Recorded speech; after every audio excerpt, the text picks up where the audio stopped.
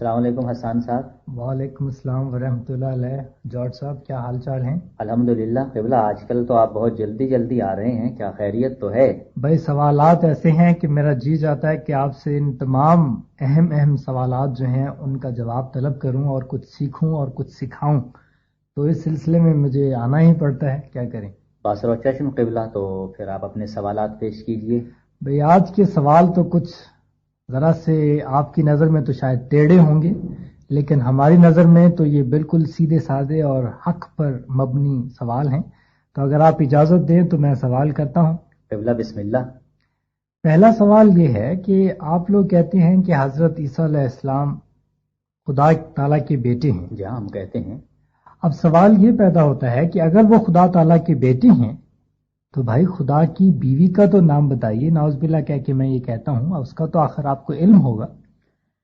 قبلہ میں سمجھتا ہوں کہ آپ نے اصل میں موضوع کو سمجھنے کی کوشش نہیں کی اور اعتراض کرنے میں جلدی کی ہے، اور آپ کے ذہن کے پیچھے جو آیت ہوگی اس وقت، جہاں تک میں سمجھ سکتا ہوں، وہ قرآن مجید کی سورہ اخلاص ہوگی، جس میں یہ کہا گیا ہے کہ قل هو اللہ احد، کہہ دیجئے کہ اللہ ایک ہے، اللہ الصمد، اللہ بے نیاز ہے، لم یلد، وہ جنتا نہیں ہے، ولم یولد، اور وہ جنا نہیں جاتا ہے، ولم یکن لہ کفوا احد، اور اس کا کوئی رشتہ دار نہیں ہے۔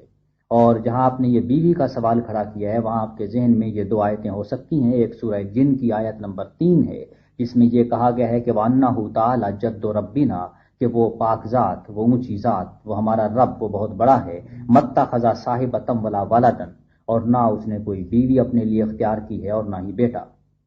ایک اور جگہ یعنی سورہ انعام کی آیت نمبر 100 اور 101 میں یہ کہا گیا ہے کہ وَجَعَلُوا لِلَّهِ شُرَكَاءَ الْجِنَّ، انہوں نے اللہ کے لیے شریک بنا لیا جنوں کو، وَخَلَقَهُمْ، اور انہوں نے ان کو اس نے پیدا کیا، وَخَرَّقُوا لَهُ بَنِينَ وَبَنَاتٍ، اور انہوں نے اس کے لیے بیٹے اور بیٹیاں بنا لیں، بغیر علم، جس کا انہیں کوئی علم نہیں ہے۔ سبحانہ وتعالی عما یصفون، وہ ذات پاک ہے اور بلند و بالا ہے جو چیز اس سے وہ منسوب کرتے ہیں۔ بدیع السماوات والارض، وہ زمین و آسمان کا پیدا کرنے والا ہے۔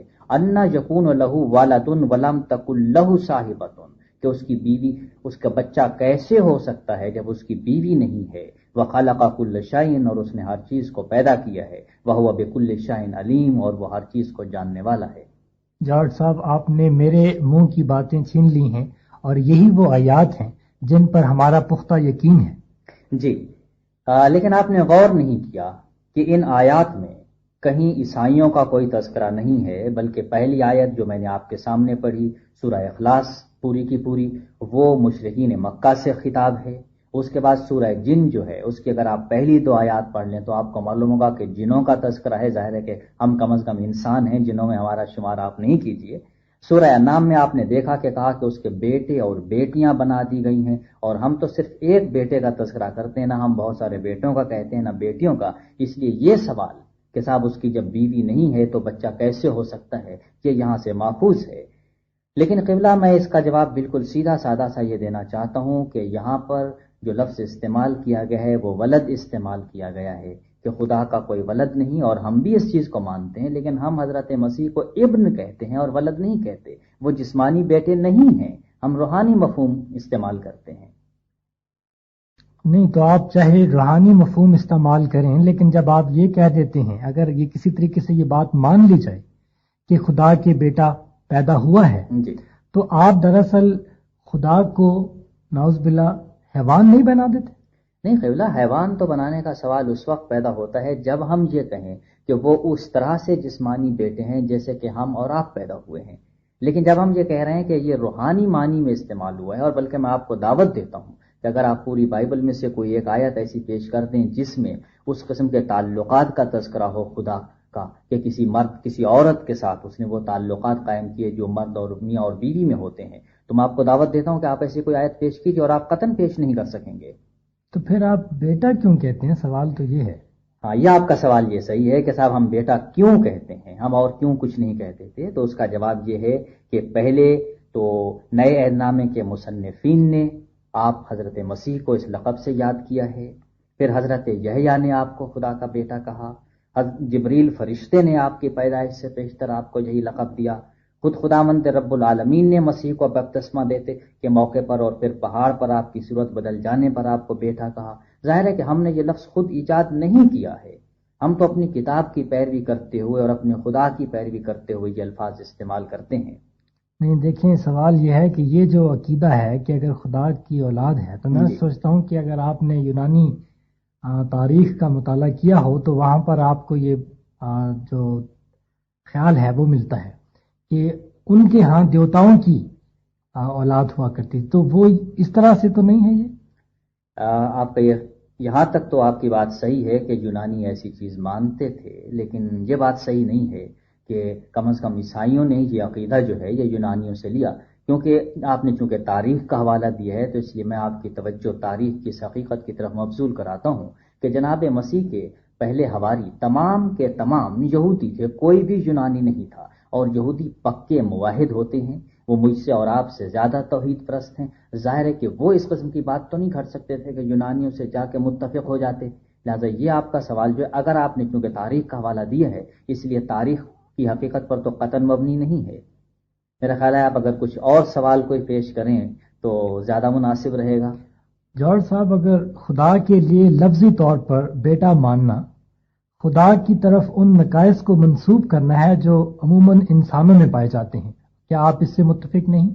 میں آپ سے متفق ہوں، لیکن اس وقت جبکہ ہم بیٹا اس مفہوم میں استعمال کر رہے ہوں جبکہ ہم اپنی اولاد کے لیے استعمال کرتے ہیں۔ میں آپ سے بار بار یہی کہہ رہا ہوں کہ قبلہ ہم اس مفہوم میں قطعاً لفظ بیٹا استعمال نہیں کرتے جس طرح کسی جانور کے بچہ پیدا ہوتا ہے، نہ ہم اس مفہوم میں استعمال کرتے ہیں جو کہ انسانوں کی اولاد کے لیے استعمال ہوتا ہے، بلکہ ہم روحانی معنی میں استعمال کر رہے ہیں۔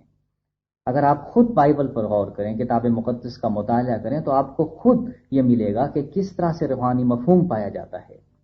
نہیں تو پھر اس کا مطلب ہے حضرت مسیح نے باپ کا جو لفظ استعمال کیا ہے تو وہ تو اسی معنوں میں کیا ہے جیسے خدا سب کا پروردگار ہے، تو آپ نے چونکہ انہوں نے باپ کا لفظ استعمال کیا اور آپ یہ سمجھ گئے کہ یہ ان کے بیٹے ہیں، ہم تو یہ کہتے ہیں کہ انہوں نے جس اس لفظ کا استعمال ان معنوں میں کیا ہے کہ خدا سب کا پروردگار ہے، اور ہم یہ بات مانتے ہیں۔ یہ تو صحیح ہے کہ خدا سب کا پروردگار ہے، لیکن اگر آپ پروردگار کے معنی میں استعمال کریں تو اس صورت میں صرف جناب مسیح کو خالصتاً خدا کا بیٹا یا اکلوتا بیٹا کہنے کا کوئی جواز نہیں رہتا۔ ہم یہ کہتے ہیں کہ آپ کو خدا کا بیٹا اس کام کی بنا پر کہا گیا ہے جو آپ نے اپنی زندگی کے زمینی ایام میں بطور منجی انجام دیا تھا۔ اسی کی طرف اشارہ کرتے ہوئے پولس رسول نے غلطیوں کے خط کے 2 باب کی 20ویں آیت میں یہ کہا کہ خدا کا بیٹا جس نے مجھ سے محبت رکھی اور اپنے آپ کو میرے لیے موت کے حوالے کر دیا۔ یہاں پر آپ دیکھتے ہیں کہ بیٹا اس لیے نہیں کہا گیا کہ صرف خدا ان کا پروردگار ہے، بلکہ اس خاص رشتے کو ظاہر کرنے کے لیے کہ کس طرح سے انہوں نے خدا کی مرضی پورا کرنے کے لیے اپنے آپ کو پست کیا اور موت بلکہ صلیبی موت گوارا کی۔ تو یہ انہوں نے جو اپنے آپ کو خادم کی صورت میں پست کیا، یہ اس کی طرف اشارہ ہے۔ کیا یہ کہنا کہ خدا نے اپنے آپ کو پست کیا اسے ذلیل کرنے کے برابر نہیں ہے جارج صاحب؟ نہیں قبلہ، ایسا نہیں ہے۔ پست کرنا اور ذلیل کرنا دونوں مختلف چیزیں ہیں۔ آپ خود صاحب اولاد ہیں، آپ بہتر جانتے ہیں کہ آپ اپنے بچے کے لیے جب آپ اس سے گفتگو کرتے ہیں کس طرح آپ اپنے آپ کو پست کرتے ہیں۔ آپ پڑھے لکھے آدمی ہیں، لیکن کیا آپ اپنے بچے کے آگے وہ زبان بولنا پسند کریں گے جو وہ نہیں سمجھ سکتا؟ آپ خود اس کے سطح پر اتر آتے ہیں اور آپ اس سے ویسی بات کرتے ہیں کہ بیٹے جلا بات چننا دلا ایڈل تو آؤ میری بات تو چنو۔ ظاہر ہے کہ آپ اپنے آپ کو اس کے لیے پست کر رہے ہوتے ہیں، لیکن آپ اس کی نظروں میں ذلیل نہیں ہو رہے ہوتے، بلکہ آپ اپنی محبت کا اظہار کر رہے ہوتے ہیں۔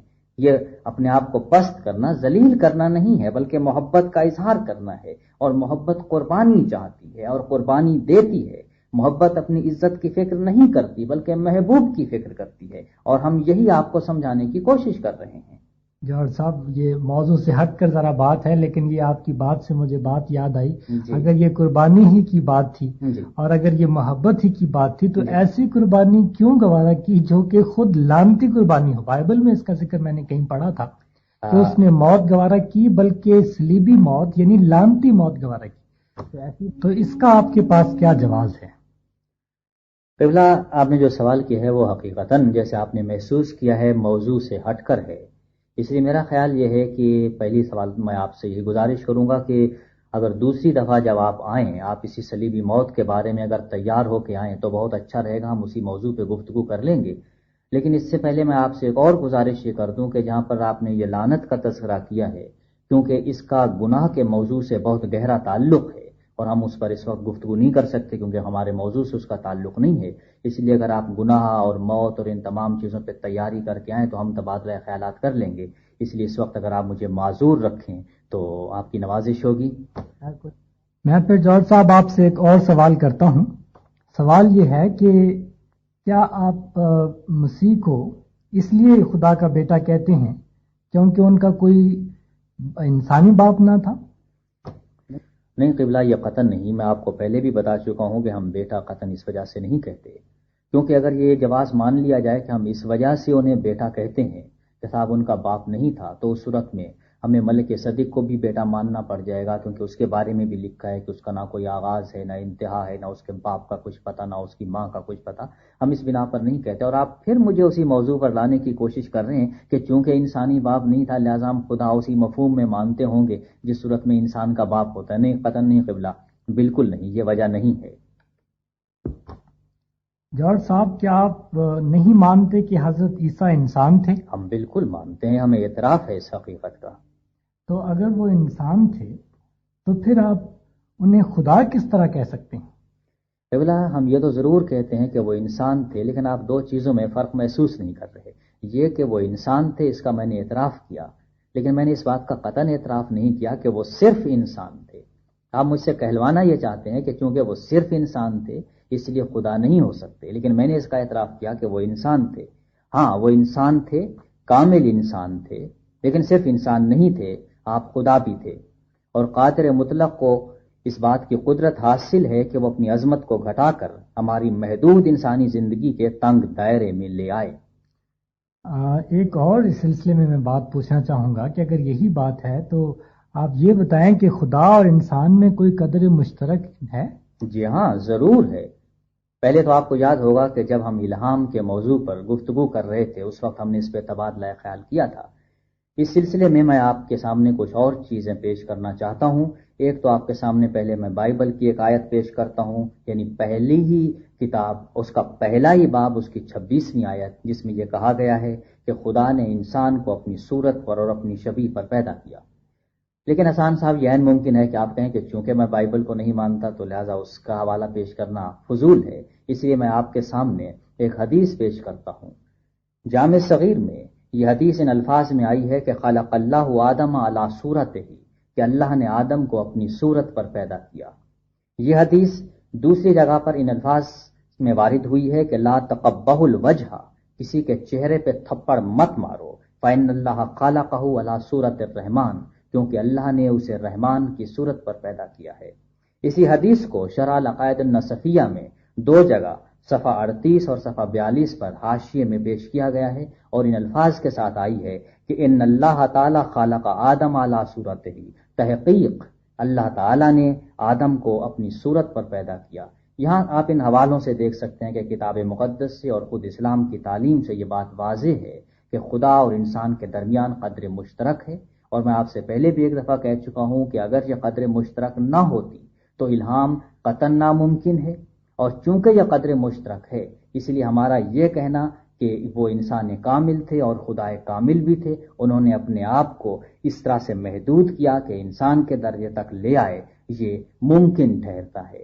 اس لیے میرا خیال یہ ہے کہ اگر ہم یہاں پر تھوڑی دیر کے لیے رک جائیں اور اس کے بعد کسی اور موضوع پہ گفتگو کریں، تاکہ اس کے بعد جب ہم وہاں پہنچیں جہاں کچھ اور سوالات پیدا ہوں اور آپ یہ دیکھیں کہ یہ خدا کی عظمت کے خلاف ہے، تو وہاں پھر ہم اس موضوع پر دوبارہ گفتگو کر لیں گے۔ آپ کا کیا خیال ہے؟ بالکل ٹھیک ہے، میں تو سوچتا ہوں کہ اس طرح کی گفتگو جاری رہنی چاہیے۔ میں نے کافی کچھ باتیں سیکھی ہیں اور امید ہے کہ آپ نے بھی کچھ سیکھا ہوگا۔ جی ہاں، میں ضرور آپ سے سیکھ رہا ہوں، کم از کم آپ کے سوالات سے مجھے خود اپنے مذہب کے بارے میں سوچنے اور سمجھنے کا موقع مل رہا ہے، کیونکہ اس طرح سے مجھے خود مطالعہ کرنا پڑتا ہے، اپنا بھی اور آپ کا بھی، کہ میں آپ کو کس طرح سے سمجھاؤں۔ اور میں آپ کو یقین دلاتا ہوں کہ اگر آپ نے کوئی ایسا سوال کیا جس کا میرے پاس کوئی جواب نہ ہوا، یا میں نے سمجھا کہ آپ ایسا جواب کر رہے ہیں جو بالکل حقیقت پر مبنی ہے، تو میں اس کے آگے ہتھیار ڈالتے ہوئے قطعاً نہیں ہچکچاہٹ محسوس کروں گا۔ جی بہت مہربانی، خدا حافظ۔ خدا حافظ۔